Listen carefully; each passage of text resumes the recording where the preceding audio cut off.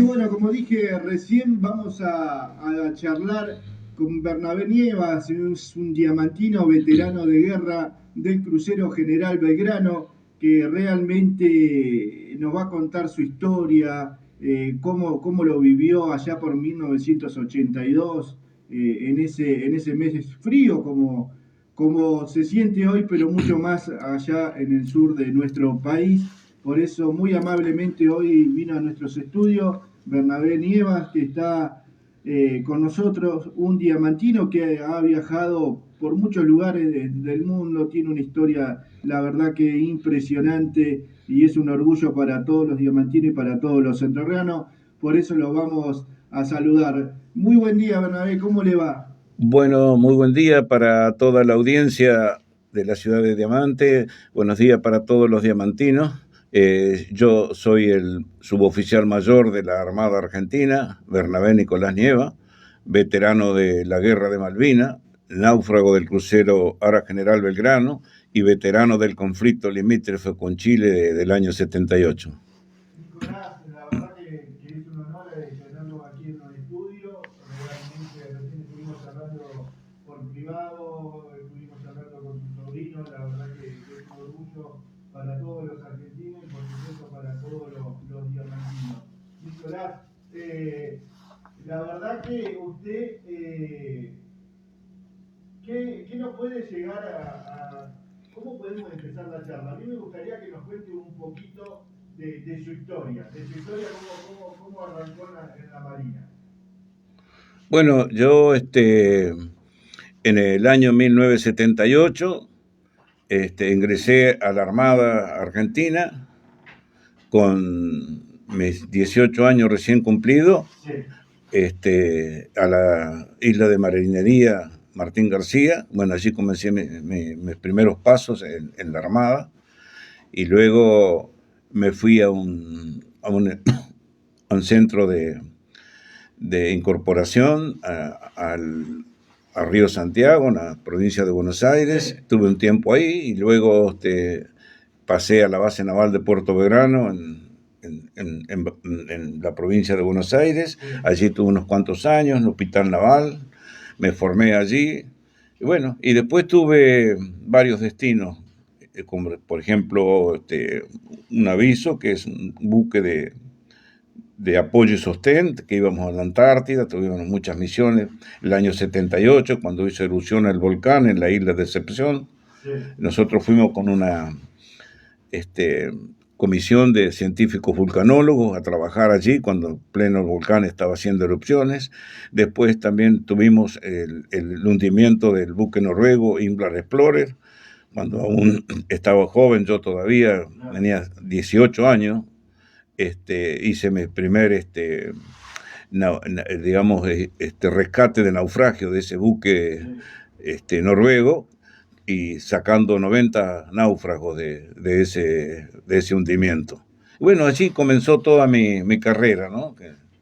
En la Armada, a partir del año 68. 68. ¿Y cómo usted comienza a navegar en el crucero General Belgrano? ¿Cómo comienza su historia? Bueno, yo en el año 71 estaba terminando mis estudios en la base naval de Puerto Belgrano, en el Hospital Naval. Sí. Estaba terminando la parte que hice terapia intensiva, urgenciología y accidentología. Y bueno, terminé y me dieron pase al crucero Belgrano. En el crucero Belgrano estuve en el año 81, navegamos por todos los mares argentinos, siempre ido para el sur, el Golfo Nuevo, el Golfo San Matías, el Golfo San Jorge, Estrecho Lemer, todo lo que es el Canal de Beagle, todo lo que es Isla de los Estados, sí. Porque el buque era un buque escuela, entonces llevaba a los cadetes, y a veces venían cadetes invitados de otra marina, y bueno, y aparte se hacía instrucción, el barco se preparaba para las instrucciones de todo el año, ¿no? Hacíamos tiro. Bueno, ese año fue el año 81, que llegué de pase al barco. Sí. En el 81 ya empezó de pase ahí en el barco. Y cuéntenos cómo empezó ese enero de 1982 hasta llegar a esta fecha tan especial para todos nosotros que es el 2 de abril. Cuéntenos cómo lo vivieron ese año. El año 1000, de enero Hasta a abril. abril, nosotros tuvimos una sola navegación, Sí, pero como todos los años, el buque entró a dique seco a reparaciones. sí, Quiere decir que, bueno, que no tuvimos muchas actividades, digamos, en esos meses, porque el buque estaba en dique seco. claro. Pero sí recuerdo el día 2 de abril, cuando yo, como todos los días, llegaba a las 7 de la mañana a cumplir mi puesto de trabajo, Sí, el comandante ordenó que fuéramos a formar a tierra. Estamos hablando de que el crucero Belgrano tenía una eslora, o sea, tenía, digamos, aproximadamente 182 metros. sí, O sea que cuando había un evento de esta importancia, formábamos en tierra. sí. Y formamos ahí en tierra y el comandante nos dijo de que en la madrugada una operación conjunta entre el ejército y la armada de comandos anfibios, de buzos tácticos, este, que habían tomado las Malvinas y que había intervenido la Santísima Trinidad como buque, digamos, Sí, de la Operación Rosario, que se llamó el desembarco de Malvinas, la claro. Operación Rosario. No sé si usted recuerda, ahí iba toda la cúpula, el capitán Zaineldín, Sí, el exacto. almirante Robacio, bueno, toda esa gente que intervino en la Operación Rosario, y que habían tomado las Malvinas y que ya flameaba el pabellón argentino en las islas.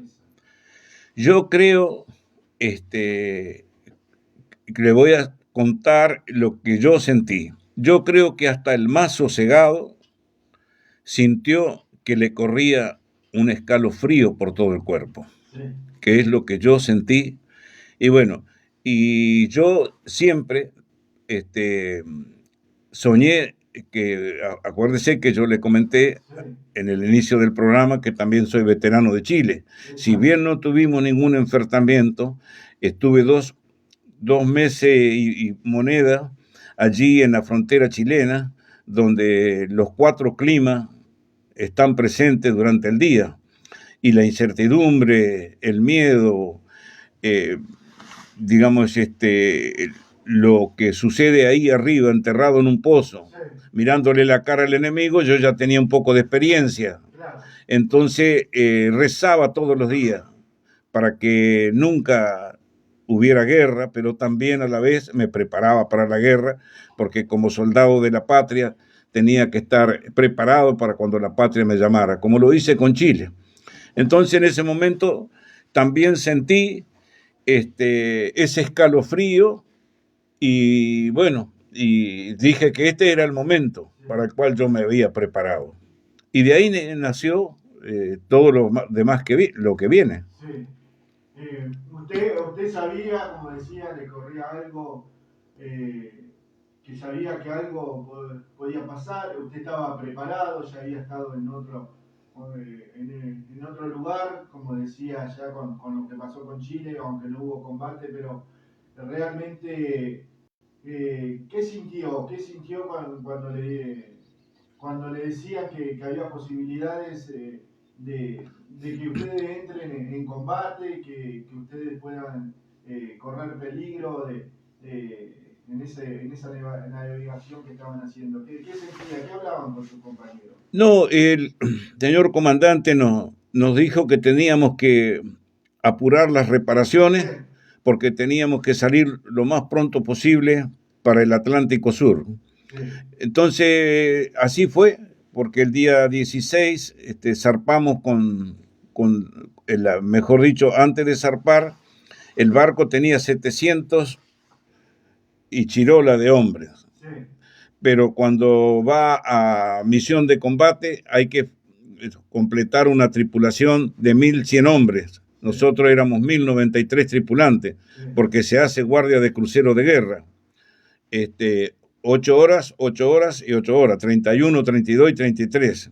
O sea que usted hace a la mañana las horas que corresponden y a la noche otra vez las horas que corresponden. Turno de 8 horas cada uno, 4, 4, 4, 4. Así que se completó, inclusive vino gente de otros lugares que no lo conocían, embarcaron en ese momento. Bueno, el barco zarpó y cuando zarpamos navegamos por toda la costa del sur, canal, digamos, todo lo que es Madryn, por ahí, lo que es Punta Buenos Aires, todo lo que es el canal de San Jorge, para abajo, Comodoro Rivadavia, toda esa zona, hasta llegar hasta el Golfo San Matías, Estrecho Lemer. Cuando entramos al canal de Beagle, recalamos en Ushuayas. Allí en Ushuaia teníamos que cargar combustible, teníamos que cargar munición y teníamos que cargar víveres y mandarle carta a nuestra familia, porque hasta el momento la familia no sabía nada. Nosotros zarpamos, pero en realidad no sabíamos qué destino, a dónde íbamos. El comandante nos dijo que íbamos al Atlántico Sur, pero en realidad estuvimos ahí. Y bueno, cada uno le voy a contar lo que es la parte mía personal, ¿no? Yo como sanitario atendía a mucha gente por día cuando me tocaba la revista médica, y bueno, y yo no sé si la gente yo calculo que sí, porque el que diga que no sentía incertidumbre, que no sentía miedo, estaría mintiendo, porque siempre uno tiene miedo a lo desconocido, a lo que no ve, lo que está detrás del horizonte. Y bueno, pero nunca lo vi exteriorizarse a ese miedo. Usted fíjese que la medicina estudia la fascia, la marcha, el decúbito, la actitud, la raza, el credo, el clima, la religión, y usted en el rostro del individuo puede ver si tiene miedo o no tiene miedo. Nunca, si dijera que vi exteriorizarse ese miedo en la gente, no, nunca lo vi, estaría mintiendo. Pero sí soy consciente de que se siente miedo a lo desconocido. Así que bueno, estuvimos ahí y después nos ordenaron, el comandante le ordenan que haga navegación costera por el canal de Beagle, y fuimos a navegar por ahí mientras los artilleros afinaban su puntería. Hicimos tiros en lo que es las islas de los estados para ir, digamos, afinando todos los cañones, que tuviera todo listo para cuando nos tuviéramos que zarpar para el Teatro de Operaciones Malvinas, sí, lo que se llamó el Tavo. Exacto. Así que bueno, hicimos toda la navegación y cuando estábamos en la zona de las Islas de los Estados, le ordenaron al comandante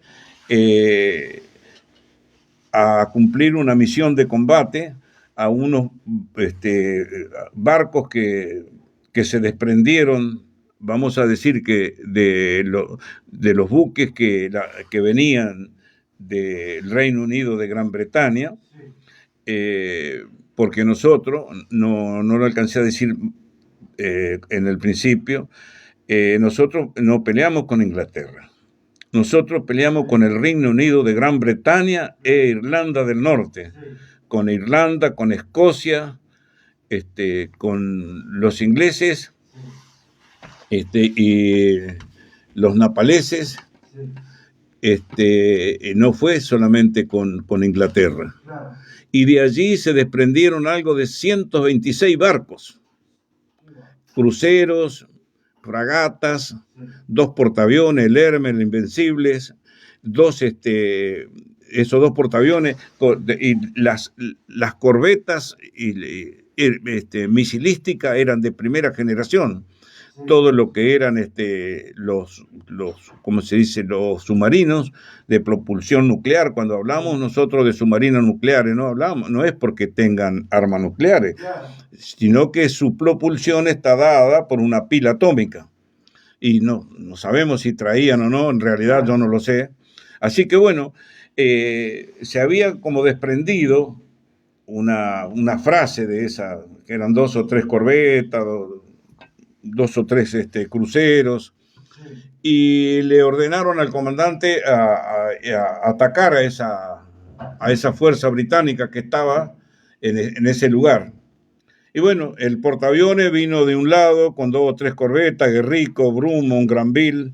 De este otro lado venía el crucero con 2 barcos que eran los destructores nuestros que llevamos para la guerra antisubmarina, el Buchar y el Piedrabuena. Sí. Y del otro lado ya estaba la Hércules, bueno, un ataque en pinza que se llama. Claro. Y bueno, entonces nos fuimos al encuentro de esa flota, y cuando ya prácticamente estábamos a punto de comenzar el combate, reciben una orden del comandante de replegarse y irse a una zona de espera.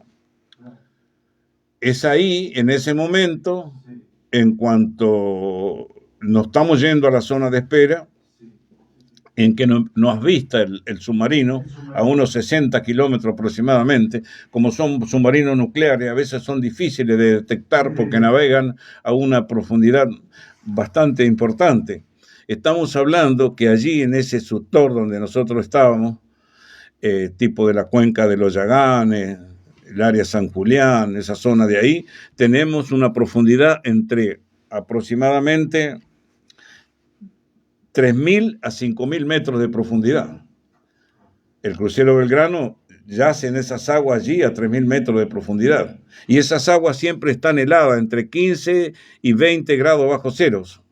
Los vientos son entre 100 kilómetros y ráfaga de 120 kilómetros. Y las olas son entre 15 y 30 metros. En esa zona donde nosotros estábamos navegando, ya teníamos un temporal importante. Bueno, ahora después vamos a hablar del temporal. Bueno, en ese momento el submarino nos avistó, y el día 1 de mayo nosotros cargamos combustible con un buque petrolero de YPF, nos dio combustible a lleno, o sea que el barco estaba completamente a full de combustible.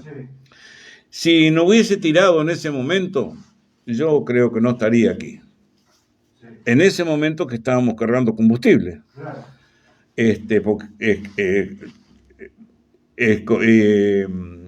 Según lo que yo pude haber leído, lo que escuché y demás, pareciera ser que el submarino estaba esperando órdenes de Londres para tirarle al Belgrano, porque no le importaba mucho 100 hombres y 100 hombres del Buchar o del Piedrabuena, que eran los destructores de escolta que llevábamos. Le interesaban los 1.093 tripulantes, que eran muchísimo más.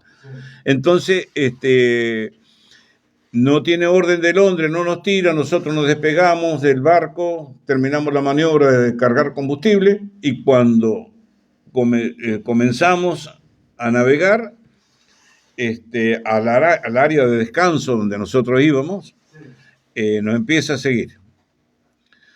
¿Ustedes ya lo habían detectado que lo estaban siguiendo? No, está a muy baja profundidad. Claro. Es imposible, por lo que les cuentan los libros, ¿no? La historia de los libros. Bueno, y nos empieza a seguir, y en ese momento que pasa toda la noche, al otro día, el 2 de mayo, a las 16:00 horas, el submarino Conqueror, que había zarpado de Escocia, nos lanza 3 torpedos. El primero, impactó en la sala de máquina de proa. Es uno de los lugares más grandes del barco. Y el segundo impactó a la altura de la caja de cadena, en la proa, que le cortó 15 metros, literalmente hablando, de proa. Lo cortó en dos. Así que, bueno, ahora le voy a contar esa historia. Bueno, lanza los 2 torpedos y se estima que algo de 200 y piquito, vamos a decir, de tripulantes murieron en el impacto del primer torpedo. Estamos hablando de mucha gente.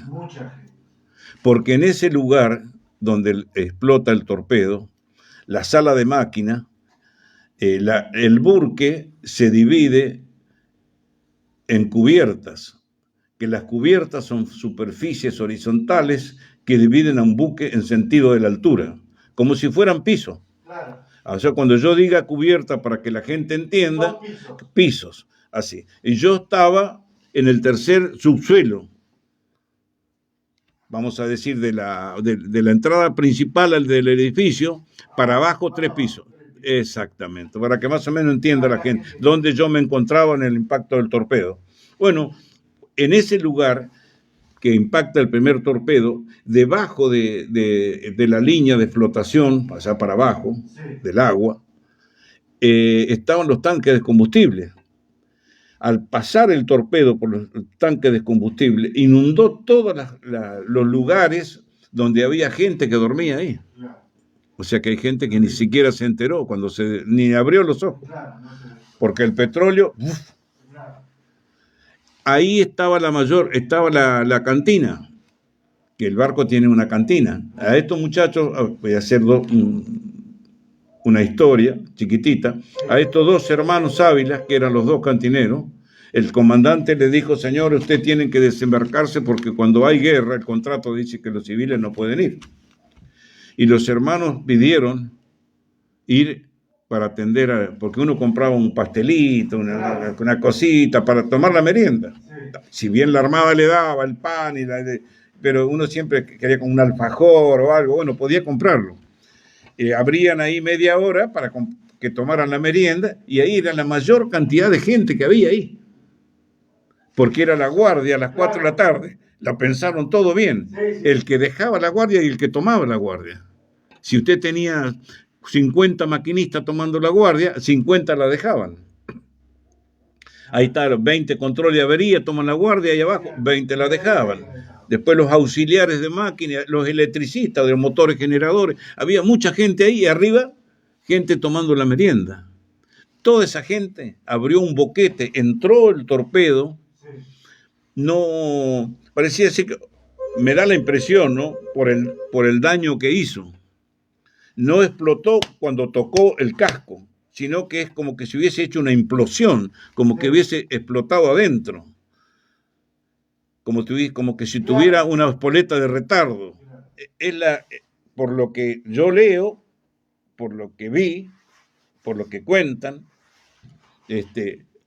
bueno, al explotar adentro, abrió un hueco desde abajo hacia la cubierta principal, hacia arriba, hacia el hall central, vamos a decir. Y ese boquete grande que quedó era una trampa mortal, porque al pegar el torpedo en la sala de máquina, automáticamente se bloquean todos los sistemas alternativos. Y cuando digo sistema alternativo, no hay energía eléctrica. Todo lo que estoy contando ahora es en la oscuridad. Claro, en la oscuridad. Todo en la oscuridad. La gente se imagine, ¿no? Todo esto en la oscuridad. Bueno, ahí cayó mucha gente, en ese hueco, en esa trampa mortal. Por los pasillos del buque, vamos a decir, un pasillo que divide el baño con la cocina, con el comedor, por ahí todo era ocre, olor a combustible, olor a pólvora y olor a azufre, imposible de respirar. Y empezó a derramarse el petróleo adentro del barco por todos los pasillos y a prenderse fuego. Entonces el que pasaba lo agarraban. Por eso tantos quemados de las manos, de los rostros, porque uno ponía la mano en el rostro para cubrirse los ojos. Bueno, yo, ¿qué fue mi experiencia personal? Yo estaba a 20 metros aproximadamente de donde explotó el segundo torpedo. Cuando explota el segundo torpedo y el primer torpedo, uno casi no hay diferencia digamos, de que dice uno y explotó el otro, casi alternativamente. Lo sacó del agua al barco.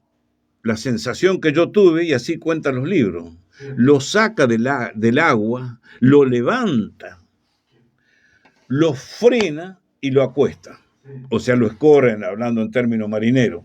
Esas tres cosas a la vez. Lo frenó, lo sacó del agua y lo acostó. Y yo me encontraba en la enfermería. Teníamos 3 internados, uno operado de hernia, uno operado de apéndice y un suboficial que había tenido un traumatismo de cráneo con una herida cortante de cuero cabelludo, que todavía estaba en un estado estuporoso, y estaba con suero, y me tocó a mí hacerle los controles antes que yo dejara la guardia. Yo dejaba la guardia a las 4. O sea, el otro estaba al lado mío y yo le estaba pasando la guardia. Entonces, en ese momento yo estaba haciéndole los controles a este señor. Me levantó del piso, no sé si medio metro, no sabría decirlo, pero sé que me levantó, todo en la oscuridad, ¿eh? Me levanta del piso y en el aire me sacudió con una violencia tal contra los mamparos. Los mamparos vienen a ser las paredes del barco. Y los mamparos son todo hierro. Y en el aire y en la oscuridad, el instinto de conservación hizo que yo ponga mis manos detrás del cuerpo. Si no, hubiese dejado la masa encefálica pegada en el hierro y hoy no estaría aquí.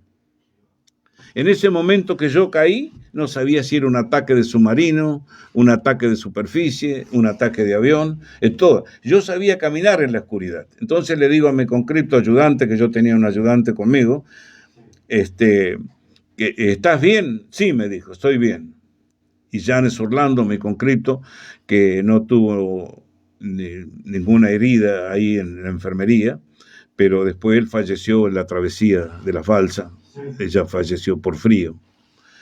Así que bueno, le dije, quédate quietito ahí. Yo sabía caminar en la oscuridad. Sabía dónde estaba dónde estaba la linterna, dónde estaba el matafuego, dónde estaba el botiquín.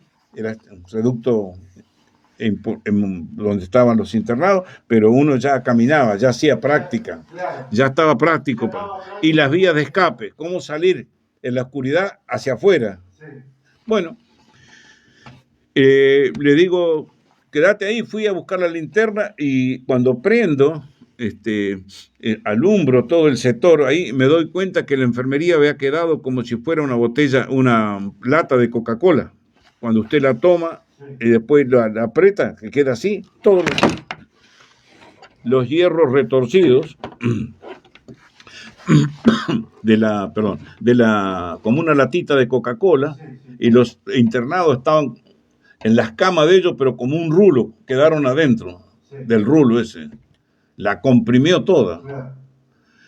Y bueno, entonces la tarea que a mí me tocaba era sacar esos internados de ahí de la enfermería. Era mi responsabilidad. Bueno, en ese caso usted no piensa nada, solamente la vida de esa gente que dependía de usted. Entonces me organizo con el conscripto que yo tenía, tratamos de liberarlo a los 2 que estaban operados de adentro de las camas, que estaban como un rulo, y le dije que se quede ahí, y el primer viaje lo hice yo. Estamos hablando de que muchísima gente, el caso de los hermanos Ávila, que uno subió, el otro no, dijo voy a buscar a mi hermano y no volvió nunca más. Hay casos de 2 hermanos, que creo que Ortiz, si mal no recuerdo, que bajó uno a buscar a su hermano y tampoco volvió más. Y también otros casos de otros compañeros que dijeron, sí, yo sé que cuando larga la guardia siempre se va a tal lado, no volvió más. Ahora esto que yo le voy a relatar a usted está por el espíritu de cuerpo, está por el adiestramiento, está por la creencia de las ganas de vivir, todo. Pero yo creo que aquí estuvo la mano de Dios, nada más. Bajo, subo, dejo al que estaba operado de hernia, y ya se ponía bastante dificultoso para respirar.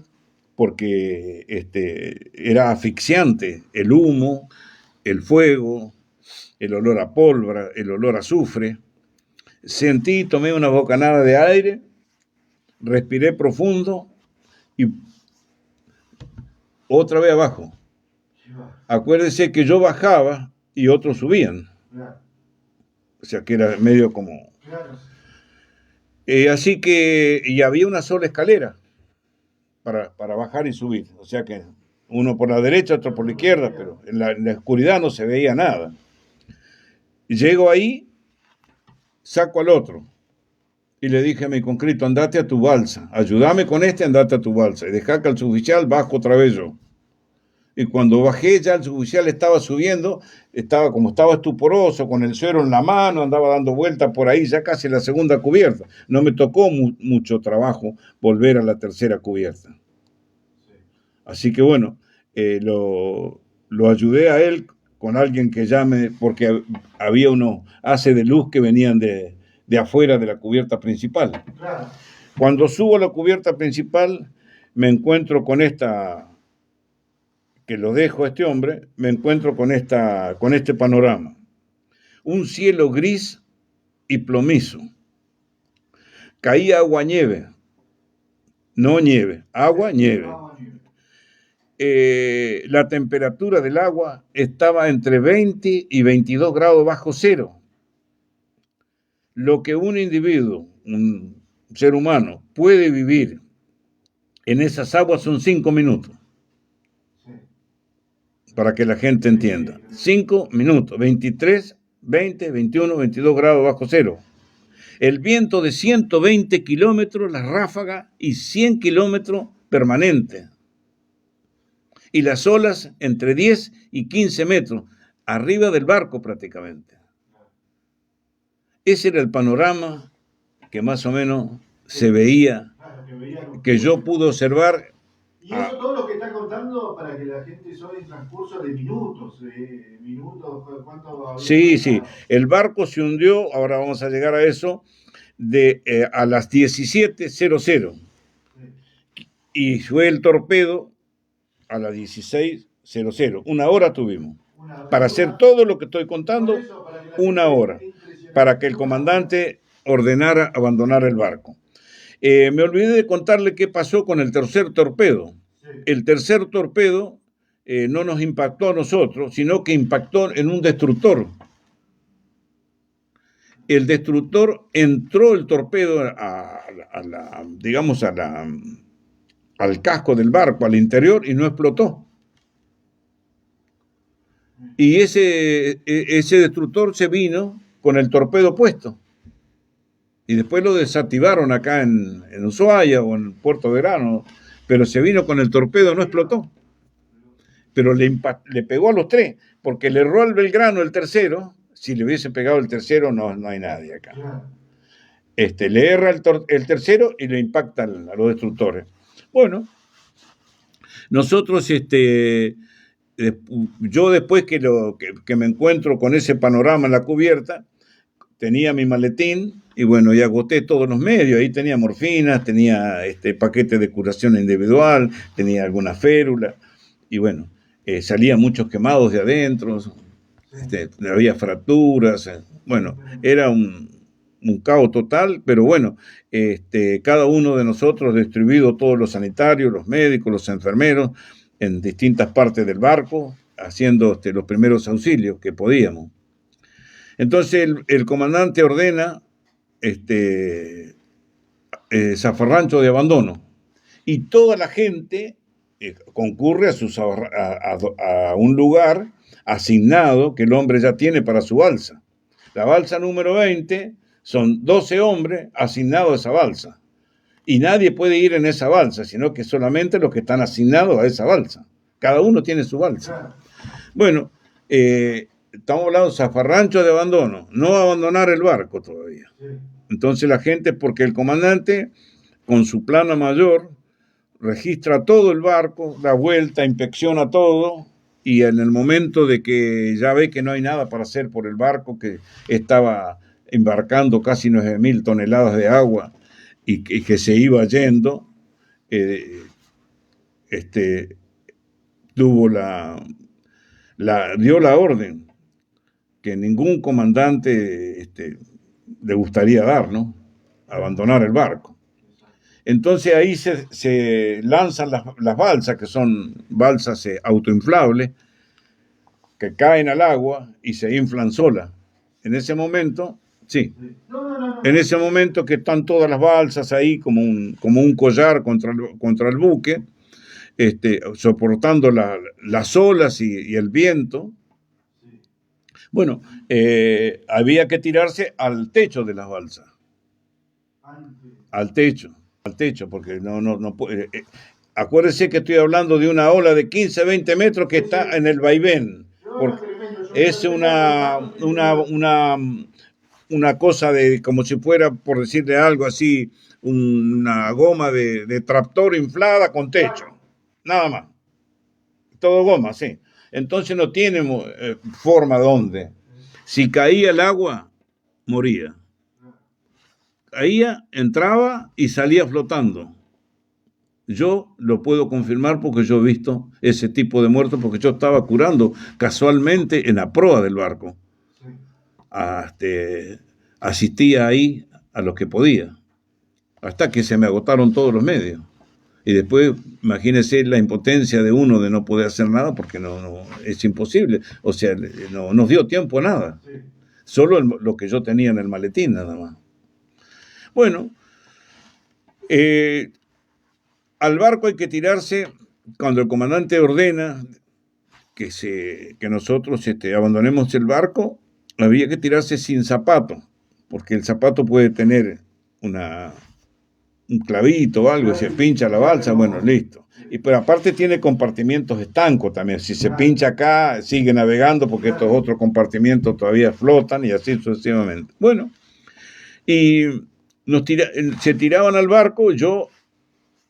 Mi balsa no se fue, porque yo todavía sentía que había gente que me necesitaba, aunque sea para agarrar una manta, envolverlo, darle calor y tirarlo al agua, a una balsa. Había gente que en realidad, bueno, esos quemados que gritaban, el dolor. Bueno, perdí mi balsa. Bueno, cuando pierdo mi balsa seguí hasta que pude, y cuando ya el barco se estaba escorando, que ya la escora era muy importante, ya se estaba yendo, me decido tirar al agua, a la balsa. Bueno, no había balsa para mí, mi balsa se fue. Entonces yo estaba consciente que la balsa se iba y la mano de Dios me tenía que dar alguna balsa que estuviera bollando por ahí. Que el barco iba a hacer succión y que me iba a ir con el barco. También era consciente. Que se iba a explotar la Santa Bárbara, porque en muchas ocasiones la Santa Bárbara explotó, digamos, en otros naufragios, y murieron todos. La Santa Bárbara es para que la gente sepa dónde va toda la munición. Así que bueno, sabía que iban a explotar las calderas. Siempre.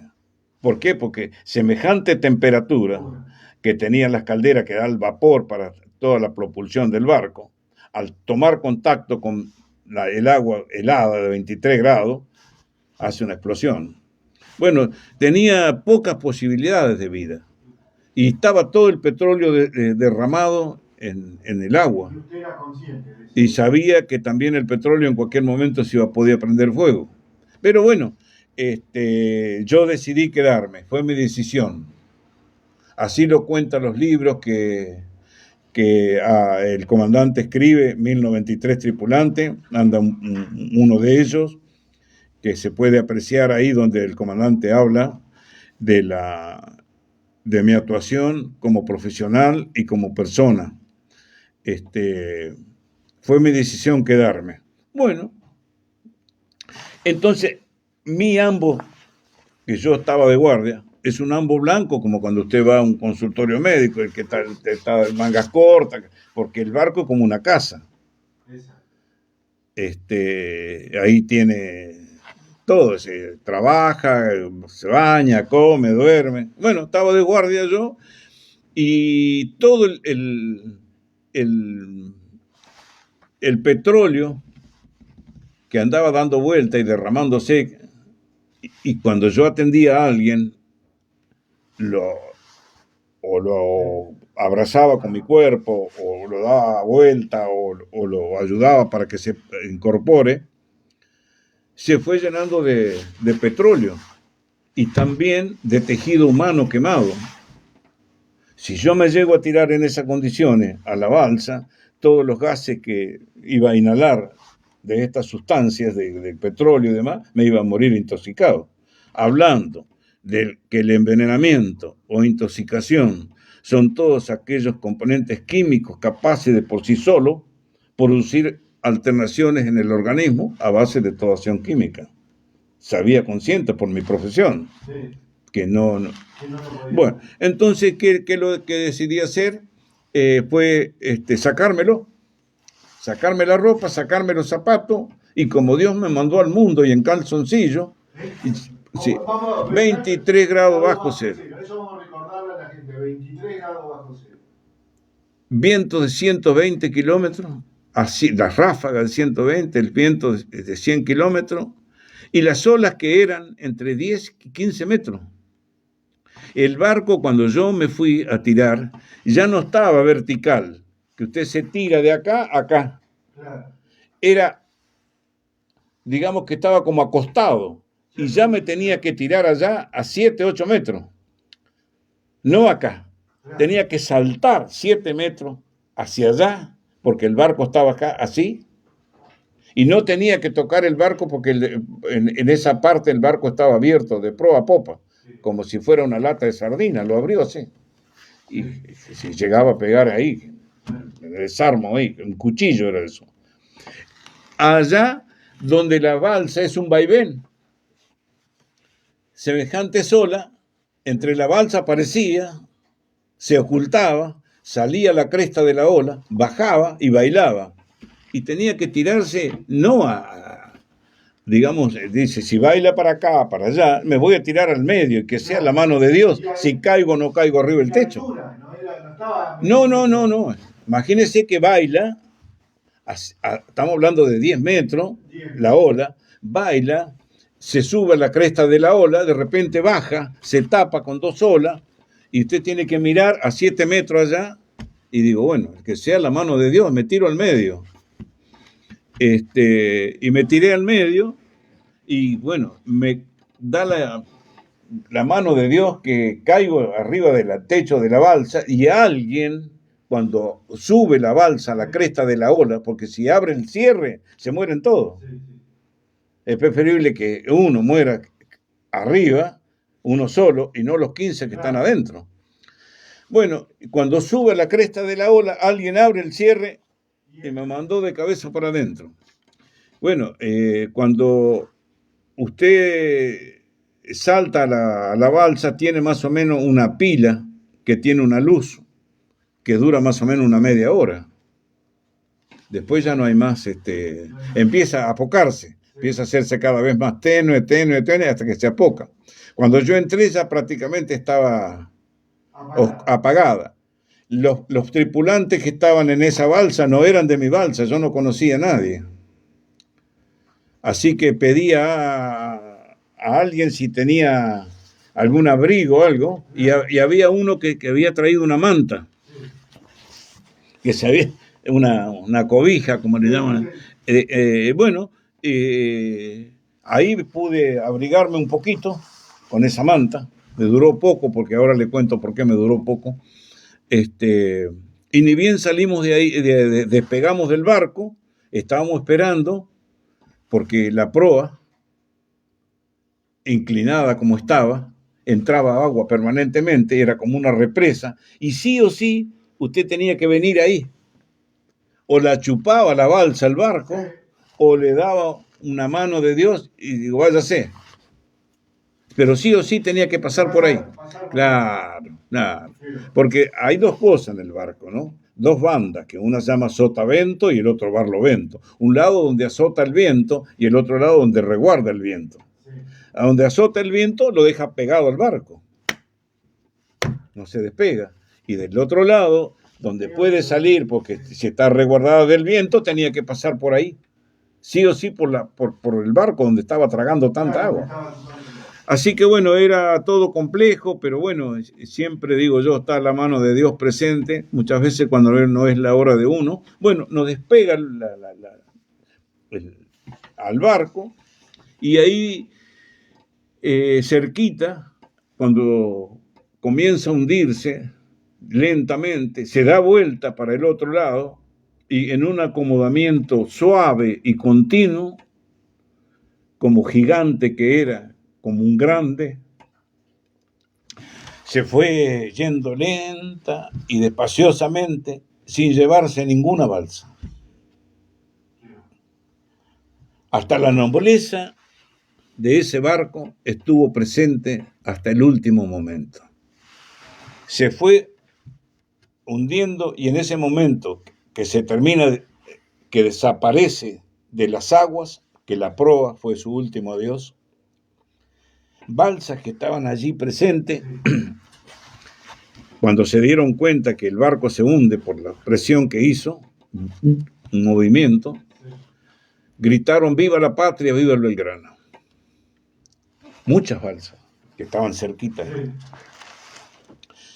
Como digo yo, allí no había público para conmover. Solo había nosotros, los protagonistas. Había un viento, había un mar casi helado, un viento de tempestad, cuya virtud fue transportar esos gritos de amor de esa gente. Ya sea por impotencia, ya sea por dolor, ya sea por lo que fuere, esta gente sintió esa necesidad de gritar viva la patria, viva el Belgrano. Yo no sentí, no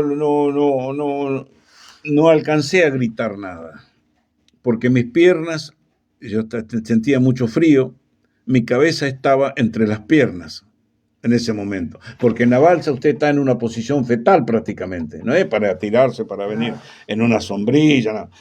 Es un lugar, un espacio donde ocupa su anatomía nada más, pero no está para mucho más. Y con las piernas casi prácticamente con mi cabeza entre mis rodillas, y sentí lo que le voy a contar realmente lo que yo experimenté, por la pérdida del barco, la pérdida de mis compañeros, y yo sabía que había muchas pérdidas. El quemado que estaba ahí, que se estaba quejando, no había nada para curarlo. Sentí gusto salado en la boca. Y pensé que era la sal del mar. Veo que salado el sal, ¿no? No, eran mis lágrimas. Esa sensación.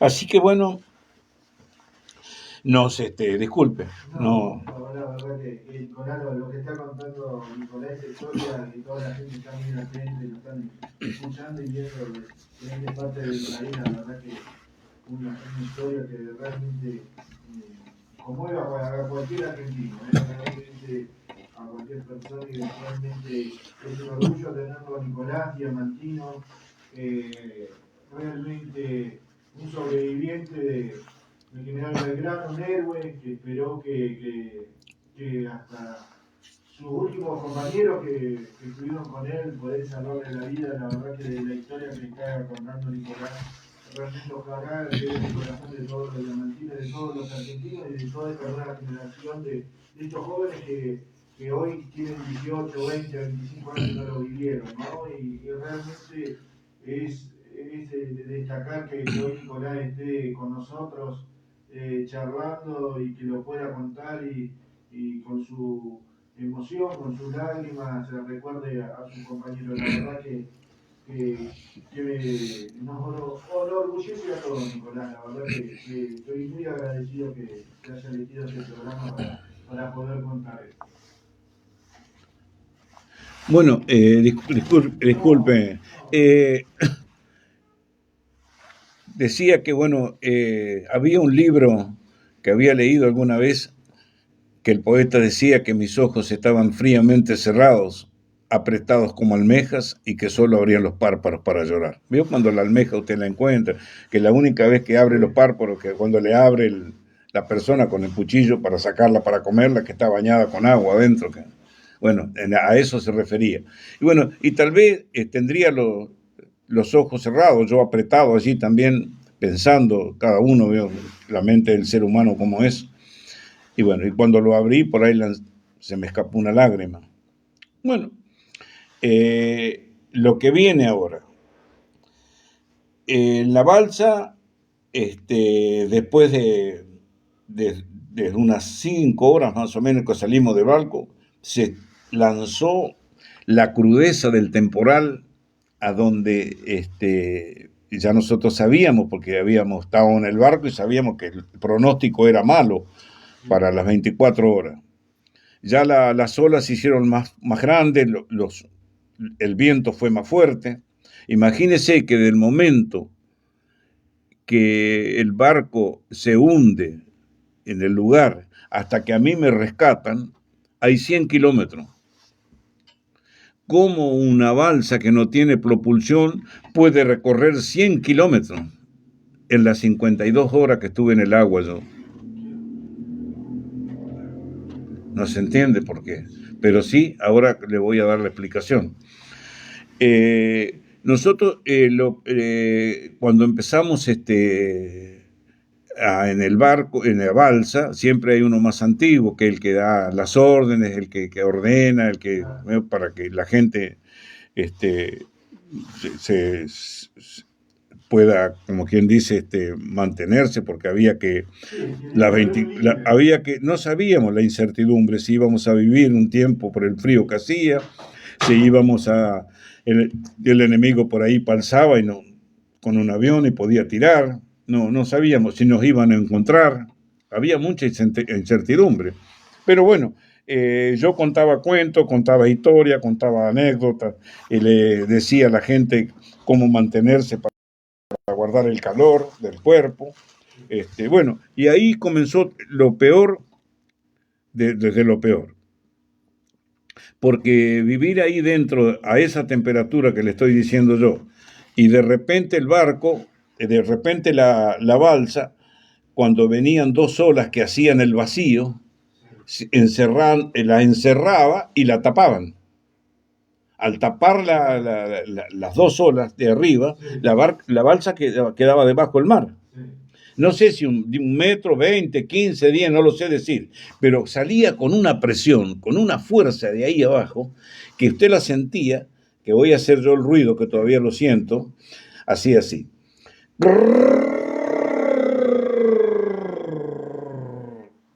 Cuando hacía ese movimiento de cosas, usted sabía que estaba abajo y le licuaba el dedo gordo y el cerebro.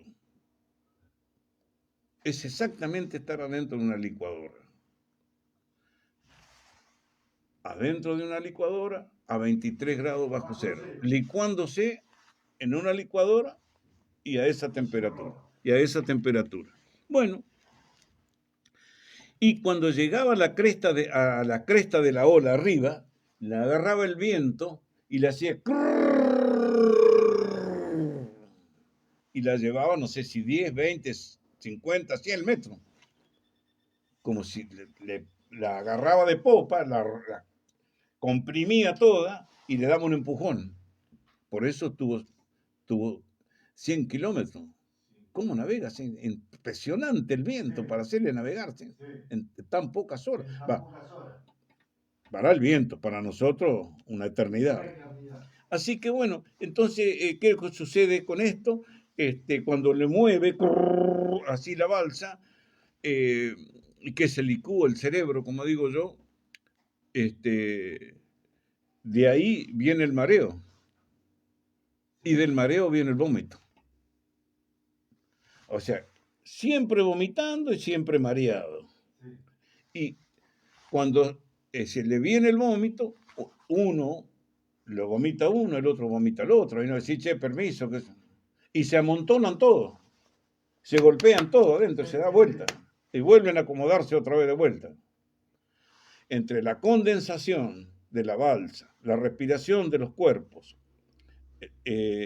los vómitos, la orina, se iba haciendo un cascarón, no de hielo, pero un cascarón, a lo mejor de cuando usted amanece acá en Entre Ríos, como una escarcha, como una escarcha. Y él tenía que flexionarse un glúteo, friccionarse el otro glúteo, friccionarse el cuerpo, y tenía que mantenerse siempre despierto. Donde se dormía, moría.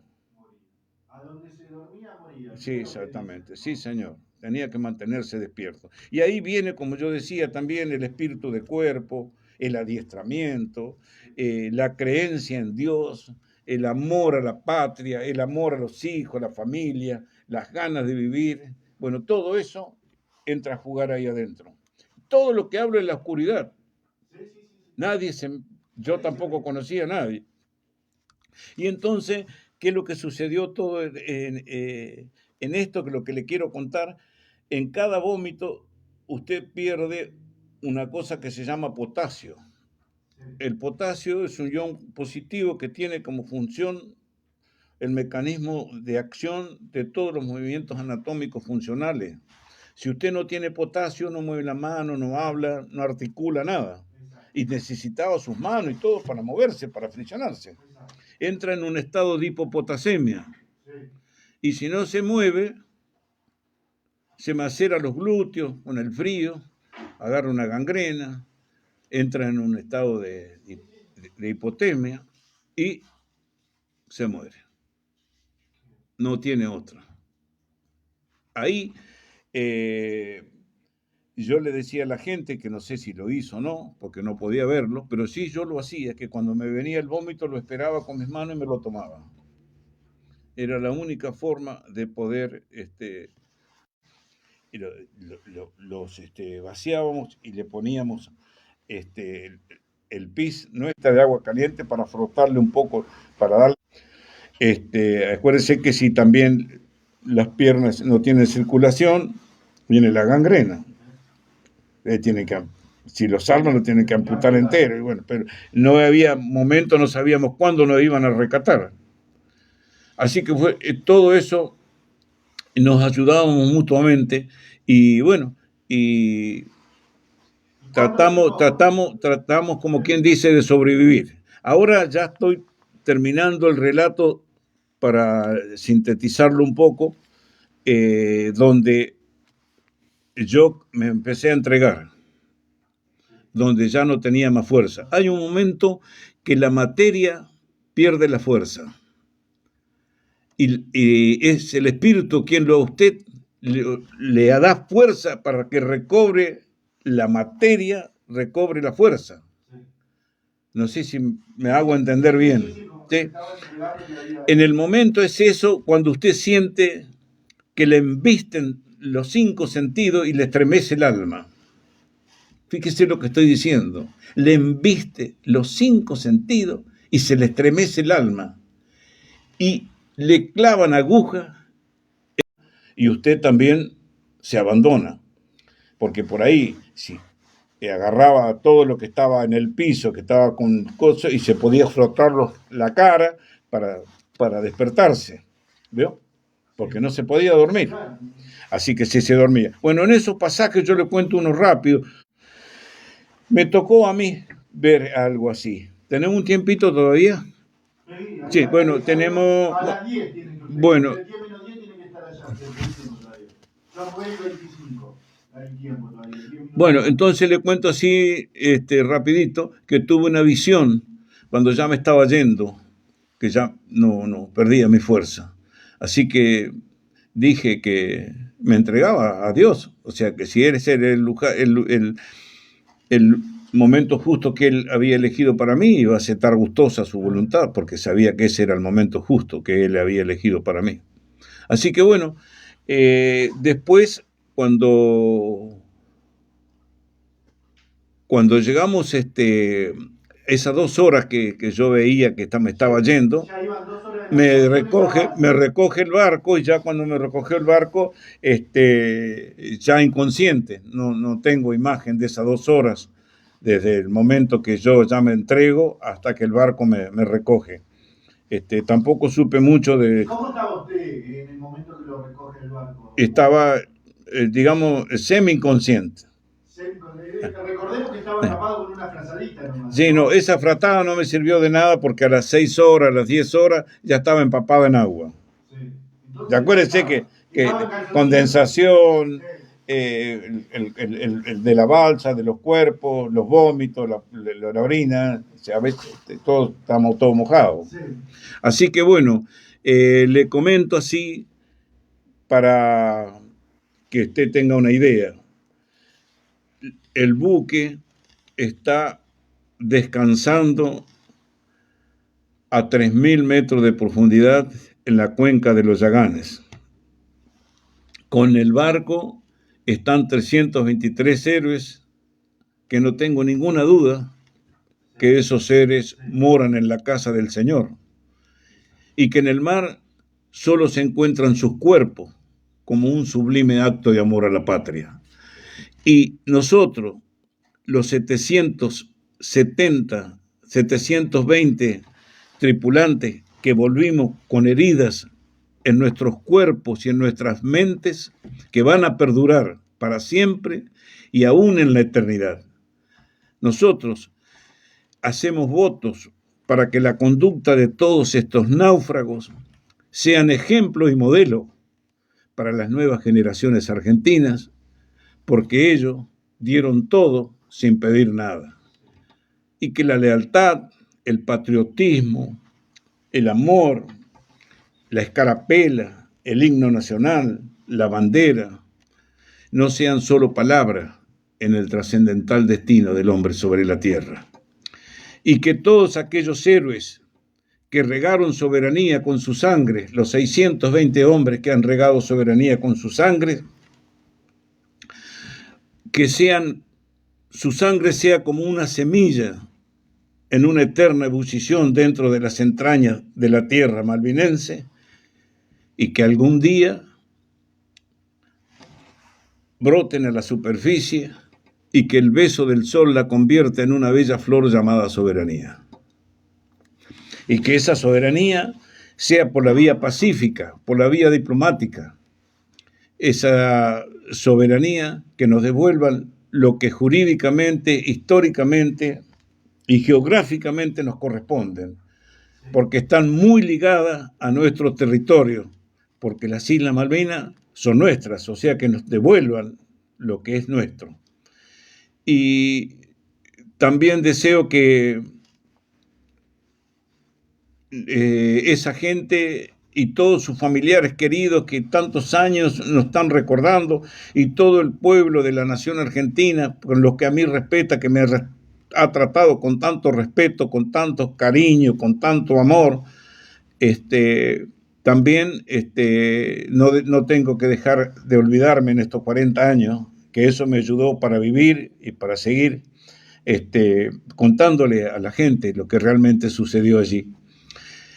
Y para el pueblo de Diamante, que ha sido mi lugar donde he nacido, le deseo que el Señor les envíe un rocío del cielo para que los reconforte por el largo camino que aún le falta para recorrer, y que sea Dios el árbol que endulce con el madero las aguas de su existencia, y para esta radio que me ha cobijado y me ha dado y la felicidad, y que nunca más, ni aquí ni en el mundo, la guerra. Nicolás, la verdad que impresionante de todo lo que nos has contado. Sos un héroe para todos. Por tu cara, la gente que te está escuchando, yo realmente tengo un respeto grandísimo por nuestros héroes, por nuestros soldados. Lo vivió mi familia. Y realmente es una emoción tremenda. Le quiero decir a la gente que Nicolás estuvimos hablando un tiempo, me trajo unos obsequios, realmente que van a estar colgados en mi casa, como así los recuerdos de mi papá, de mi hermano y de toda la gente que realmente puso el alma y siempre quiso la patria para todos. Realmente, Nicolás, es un orgullo haberte tenido.